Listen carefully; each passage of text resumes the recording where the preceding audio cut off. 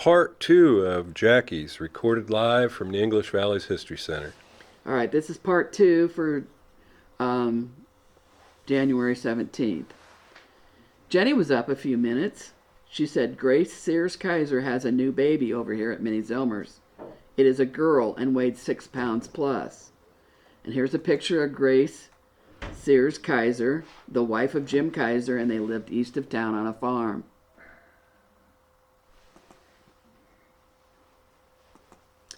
Minnie Zilmer does nursing from her home across the street, and the patients sometimes stay overnight.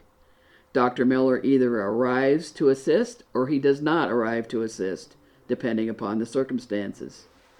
Kathy Kaiser O'Rourke, from the class of 1968, our retired North English city clerk, was the baby born across the street that day.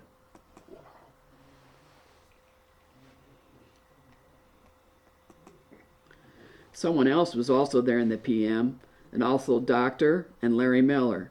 So perhaps we'll hear of another arrival. Old Doc, or Dr. L.A. Miller Sr., was a busy doctor in our town and is now being helped by his son, Larry Miller. Here's a picture of Old Doc a few years later with Susie Allison Lundberg, one of my regular listeners.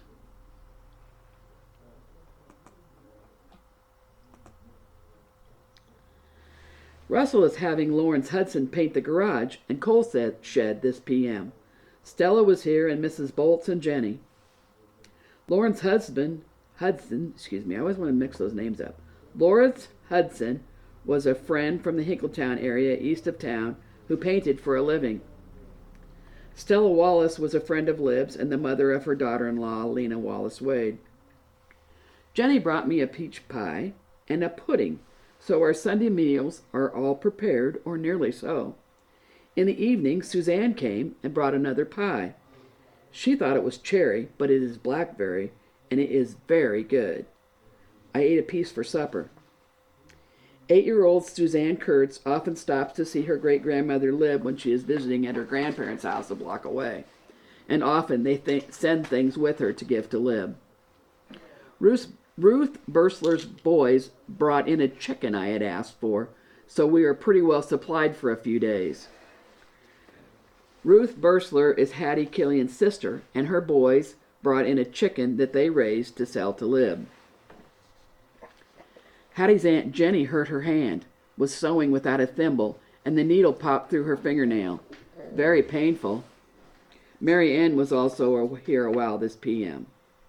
Jenny Harper was the aunt of Hattie Newberry Killian and now lives out of state since her husband passed away. She is in the back left on this picture.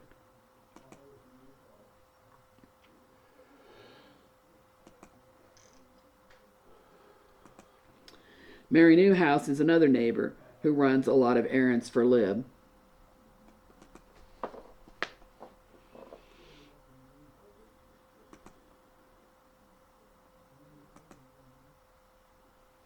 Wayne Kurtz's aunt died last night. I believe her name was Cave. She was a sister of Homer Kurtz. Wayne Kurtz is shown in this picture in his later years, and this is what he looked like when I knew him. He was married to Lib's granddaughter, Evelyn, and was the father of Suzanne and Kathy Kurtz.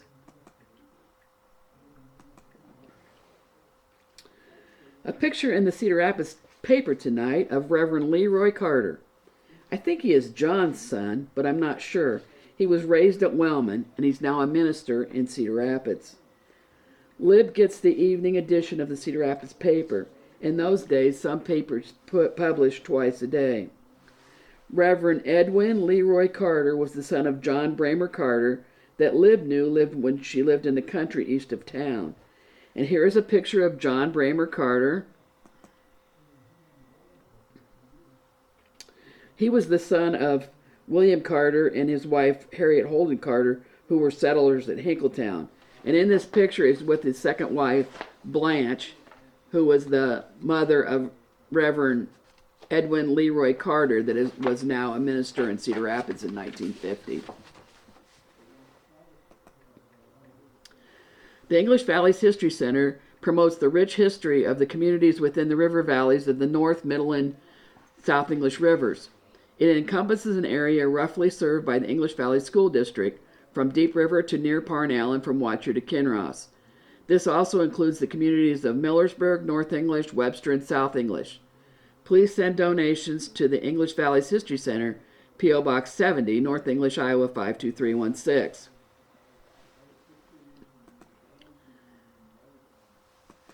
Here is a list of programs that will be featured at the History Center in 2026.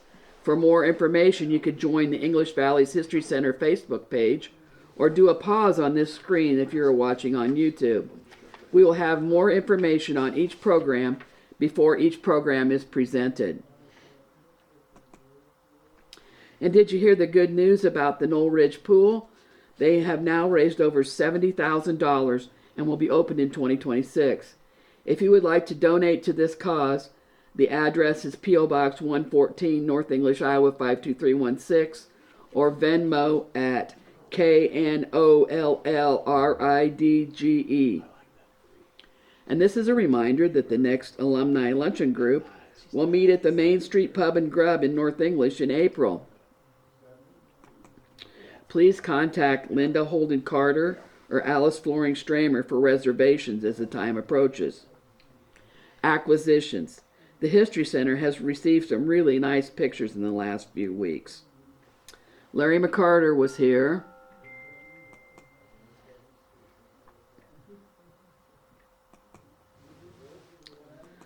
Larry was married to the late Colleen Miller McArtor.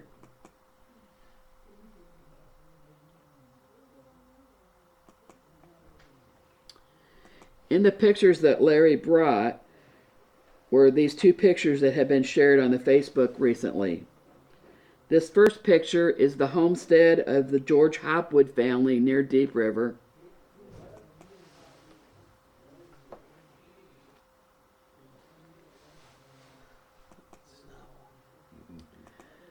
And in this picture is Larry McArtor's grandmother, Sadie Hopwood Wetherill, and her sisters.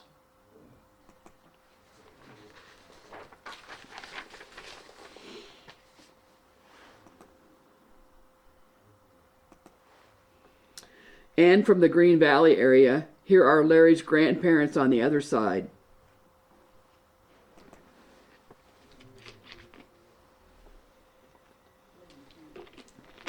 This is Charles or Burl McArtor and Mamie Dixon McArtor, the parents of Larry's dad, Wayne McArtor, and his siblings, Max McArtor, Jerry McArtor, Roy McArtor, Russell McArtor, Luella Aldridge, and Ollie Irwin.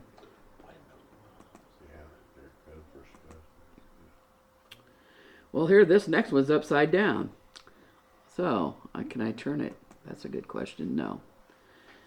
Next time, I'll show it to you better. But who is in that picture is Colleen Miller McArtor's parents, Roland and Dorothy Miller, and pictured with them is Phil Miller, who was in the class of 1969. I'll get that one turned around and show it next week. And here is Phil Miller from the class of 1969. The other children of Roland and Dorothy Miller were the late Connie Gardner, Suzanne Moffett, Max Miller, and Dixie Knegg. And from Trish Montross Garrity, we have found lots of pictures. This gem of a picture was from the birthday party of David Montross in 1950 or 51. The children are, from the left, Linda Hanchett, Sue Oliver, Mickey Hartzell, Don Dixon, David Montross, Greg McKay, Fred Smith, an unknown that could possibly be John Geringer, my cousin, and Ed Sauter.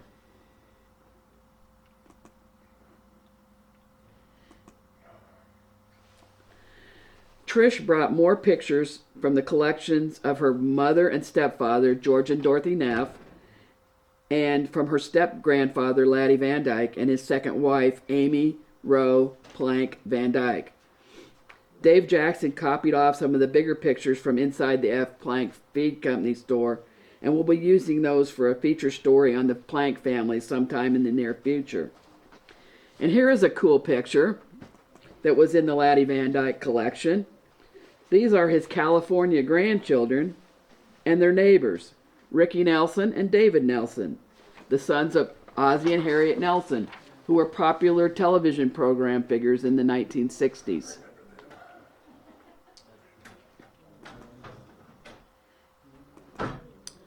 Another sweet picture from the 1957 Creamery Picnic Parade.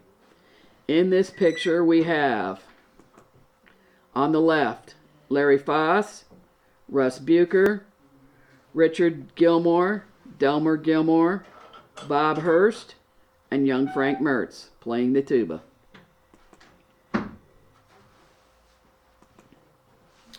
And here's a really neat picture from Trish's collection.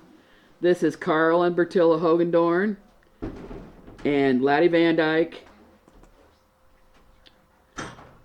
Bertilla's on the left, Carl's on the right. Laddie Van Dyke is behind Carl. And we don't know who the other person is. I think it was the Christian minister, but we need to get more information on that. Correspondence.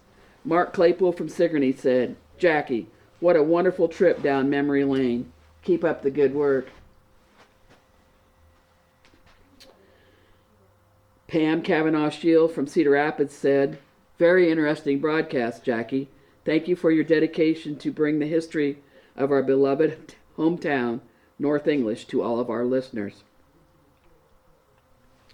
Linda Kaufman Markowski said, "Jackie, that was so informative. My great-grandmother was Rachel Tennessee Blair.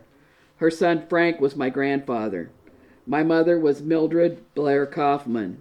Both Rachel Tennessee and Frank passed years before I was born. It was awesome seeing the pictures of both Rachel Tennessee and Frank. My grandmother had frequently spoken fondly about her grandma Tennessee. It was wonderful seeing what Rachel Tennessee looked like and hearing how she came to Iowa. It sounds like she was a talented and hardworking woman. I do remember attending Blair reunions as a young child in the 1950s. Thank you for sharing her story." And we also heard from Kevin O'Rourke. This is not the Kevin O'Rourke that was the brother to Bill and Dan O'Rourke and Marty Mikesell and her siblings. This is a different Kevin O'Rourke. He said, "Thanks, Jackie. I am Kevin from the O'Rourke branch of Rachel Tennessee Blair's descendants.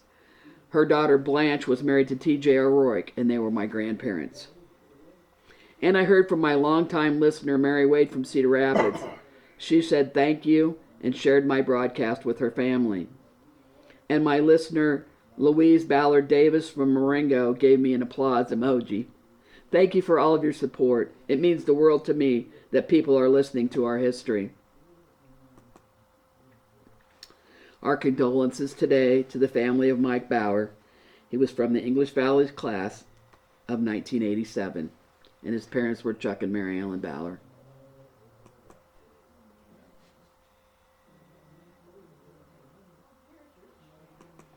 We are also interested in learning about historical English Valley's items that you might wish to donate to the History Center. Please contact Dave Jackson, Scott Romine, or any board member to donate. And that's the end.